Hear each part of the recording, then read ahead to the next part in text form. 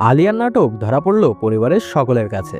Hello guys, কি অবস্থা সবার? আশা করি আপনারা সকলে ভালো আছেন। নিয়ে আসলাম গহনা গ্রামের মেয়ে ধারাবাহিক নাটকের 90 এবং 91তম এপিসোডের সুন্দর একটি এক্সপ্লেনেশন। সো গাইস, চলুন আর দেরি না করে মূল ভিডিওতে যাওয়া যাক। সো গাইস, এপিসোডের শুরুতেই আমরা দেখতে পাই যে গহনা গুপ্ত মাসি সেজে আয়ুষ্মানদের বাসায় এসেছে। তখন গহনা আয়ুষ্মানের ফুবুর সাথে একই বিছানায় বসেছিল। তখন আয়ুষ্মানের ফুবু তো গহনাকে বিভিন্ন প্রশ্ন করতে থাকে, কিন্তু গহনা তো গুপ্তমাসি সম্পর্কে তেমন কিছু জানা না এবং সে উল্টাপাল্টা প্রশ্নের উত্তর দিতে থাকে। এতে তো আয়ুষ্মানের প্রভুর অনেক সন্দেহ হয় এবং সে ভাবতে থাকে যে এই মানুষটা আসলে কে।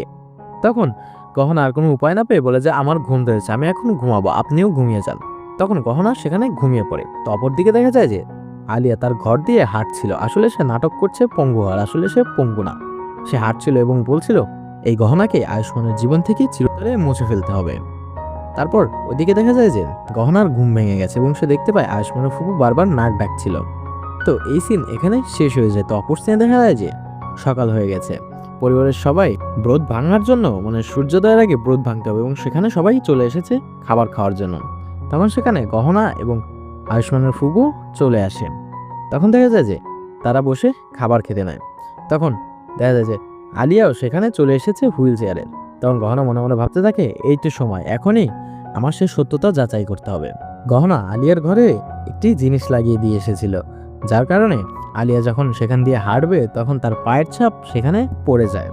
তখন গহনা বলে ওঠে যে আমি একটু বাইরে দিয়ে চক্কর কেটে আসি, তোমরা খেতে থাকো। তখন দেখা যায় যে গহনা আলিয়ার ঘরে যেতে নাই, সে তাড়াতাড়ি করে যাচ্ছিল। তখন দেখা যায় যে গহনার সাথে আয়ুষ্মানের ধাক্কা লাগে এবং দুজনেই পড়ে যায়। তখন গহনা বলে যে কি বাবা, তুমি দেখে শুনে চলতে পারো না? তখন আয়ুষ্মান বলে যে আমি তো দেখে শুনে চলছি। তখন গহনা বলে যে ডাক্তারবাবু, আপনি সবসময় দেখে শুনে চলবেন। তখন তো আয়ুষ্মানের অনেক সন্দেহ হতে শুরু করে যে আয়ুষ্মান তো আমাকে গহনা ছাড়া আর কেউ বলে না। তখন তাকে সে জেরা করতে থাকে, কিন্তু গহনা কোনো মতেই সায় দিচ্ছিল না। তখন আয়ুষ্মান সেখান থেকে চলে যায়। তারপর দেখা যায় যে গহনা আলিয়ার ঘরে চলে এসেছে এবং এসে সেই জিনিসগুলো চেক করছিল এবং সেখানে আয়ুষ্মানের ভাইও ছিল, কিন্তু তারা চেক করে কোনো কিছুই পায় না, কারণ আলিয়া সে জায়গা দিয়ে হেঁটেছিল না।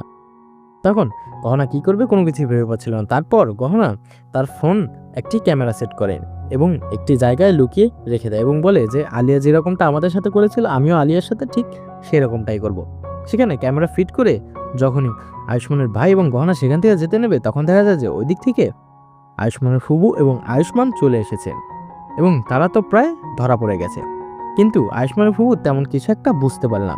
তারপর সে ভালো করে লক্ষ্য করে দেখতে পারে যে গহনার গালে যে একটি তিল ছিল সেই তিলটি এখন আর নেই, কারণ যখন আয়ুষ্মানের সাথে যখন ধাক্কা লেগেছিল তখন সেই তিলটি পড়ে যায়। তখন গহনা সেখান থেকে দৌড় দিয়ে আয়নার কাছে যায় এবং বলতে থাকে যে আমি আমার একটু সৌন্দর্য দেখে আসি। তারপর সে দেখতে পায় তার মুখে তিল নেই।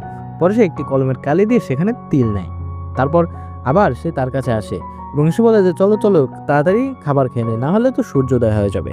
তখন তারা সবাই খাবার খেতে চলে যায়। তখন দেখা যায় যে আয়ুষ্মান খাবার খেতে বসেছিল, কিন্তু তখনই সূর্যোদয় হয়ে যায় এবং আয়ুষ্মান এবং সেই গহনা খাবার খেতে পারে না। তখন আয়ুষ্মান মনে মনে প্রার্থনা করতে থাকে, হে ভগবান, আমার কাছে গহনাকে আবার ফিরিয়ে দাও।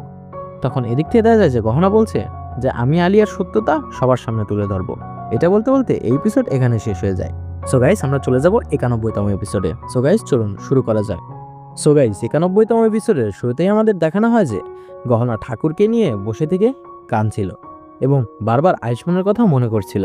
তো এদিকে দেখা যায় যে আয়ুষ্মানও ঠাকুরের সামনে গিয়ে গহনার জন্য প্রার্থনা করছিল এবং মনে মনে বলছিল যে হে ভগবান, আমার কাছে গহনাকে আবার ফিরিয়ে দাও। তো ওইদিকে দেখা যায় যে আলিয়া তার ঘরের মধ্যে হাঁটাহাঁটি করছিল এবং তার মার সাথে কথা বলছিল, কিন্তু গহনা যে তার ঘরে যে ফোন লুকিয়ে এসেছিল সেই ফোনে সবকিছু রেকর্ডিং হচ্ছিল। তখন দেখা যায় হঠাৎ করে সেই ফোনে কল চলে আসে এবং আলিয়ার ঘরে কল বাজতে থাকে, কিন্তু আলিয়া কোনো মতেই বুঝতে পারছিল না যে এই ফোন বাজছে কোথায়। তখন দেখা যায় যে আলিয়া দেখতে পারে ওইখানে একটি ফোন রয়েছে এবং সেই ফোনটি সে নামিয়ে নেয় এবং দেখতে পারে যে সেই ফোনে রেকর্ডিং হচ্ছে। তো এর পরের সিনে দেখানো হয় যে আলিয়া হইচই শুরু করেছে এবং বাড়ির সবাইকে ডেকে এনেছে এবং বলছে যে এই ফোন কে রাখলো আমার ঘরে। তখন তো সবাই সন্দেহ করতে থাকে আয়ুষ্মানের ভাইকে এবং বলতে থাকে তুই কি রেখেছিস? তখন আয়ুষ্মানের ভাই তো বলে যে না, আমি কেন রাখবো। তখন সেখান থেকে গহনা বলে ওঠে, মানে বুড়িরূপী গহনা বলে ওঠে যে এখানে ফোন আমি রেখেছি, কারণ আমি আলিয়াকে যে চিকিৎসা করছি, যে তেল মালিশ করছি, আমি এটা প্রমাণ করার জন্য যে তেল মালিশের সাথে সাথে আলিয়ার ইফেক্ট কেমন হচ্ছে পায়ের উপরে। তো এগুলো বিভিন্ন কথা বলতে থাকে এবং তখন সবাই তো বলে যে আপনি ওর ঘরে কেন ফোন রাখবেন, এই অধিকার আপনাকে কে দিয়েছে? তখন কাহানা বলে যে আচ্ছা, ফোন তো আমি অনেক উপরে রেখেছি, ও ফোন তাহলে পারলো কিভাবে? তখন তো সেখানে থাকা সবাই অনেক অবাক হয়ে যাবে এবং ভাবতে থাকে যে আসলে তো আলিয়া তো চলতে পারে না, সে তো হুইল চেয়ারে বসে থাকে, সে এত দূর লাগর পাইলো কিভাবে, সে ফোন পারলো কিভাবে? তখন সবাই আলিয়াকে প্রশ্ন করতে থাকে, কিন্তু আলিয়া কোনো প্রশ্নের উত্তরই দিতে পারছিল না। তখন দেখা যায় যে সেই ফোনটি কেড়ে নেয় এবং দেখা যায় সেই ফোনের মধ্যে থাকা ভিডিও রেকর্ডিং দেখতে চায়, কিন্তু দেখা যায় যে ফোনে থাকা সকল ভিডিও রেকর্ডিং ডিলিট করে দিয়েছে আলিয়া এবং কোনো প্রমাণে ছিল না। তখন তো সবার সন্দেহ আরও বেড়ে যায় এবং আলিয়াকে প্রশ্ন করে থাকে যে তুমি কেন ভিডিও ডিলিট করেছো? তখন আলিয়া বলে যে আমি তো জামা কাপড় চেঞ্জ করছিলাম, তাই আমি ভিডিও ডিলিট করে দিয়েছি ভয়। তখন গহনা আবার বলে ওঠে যে তুমি তো সকালে এই জামাই পরেছিলে, তুমি তো কোনো জামাই চেঞ্জ করোনি। তখন তো সেখানকার পরিবারের লোকজন আরও অবাক হয়েছে এবং তাকে প্রশ্ন করতে থাকে এবং বলে যে আসলে তো তুমি তো কোনো জামা কাপড়ই চেঞ্জ করোনি। তখন আলিয়া কি বলবে কোনো মতেই ভেবে পাচ্ছিল না। তখন গহনা বলে যে ঠিক আছে, আর একটা প্রমাণ আছে, আমি বের করছি। আলিয়া যেখান থেকে ফোন নিয়েছিল, মানে যেখানে ফোন রেখেছিল গহনা, সেই ফোনের সেই নিচেই মাটিতে একটি ফর্ম রেখেছিল, যে ফর্মটা ছিল ভেজা। ওখানে যেই উঠবে তার পায়ের ছাপ সেখানে ভেসে উঠবে। তখন গহনা সেখান থেকে গিয়ে সেই ফর্মটি বের করে এবং একটি পায়ের ছাপ দেখতে পায় এবং পরিবারের সকল লোককে বলে যে সবাই সবার পায়ের ছাপ মিলান। তখন দেখা যায় যে পরিবারের সবাই পায়ের ছাপ মিলাতে থাকে, কিন্তু কারো পায়ের ছাপই মিলছিল না। তখন যখনই আলিয়ার পায়ের ছাপ মিলানো যায়, তখন দেখা যায় যে আলিয়ার পায়ের ছাপ মিলে গিয়েছে এবং সেখানে থাকা সবাই অনেক অবাক হয়ে যায়।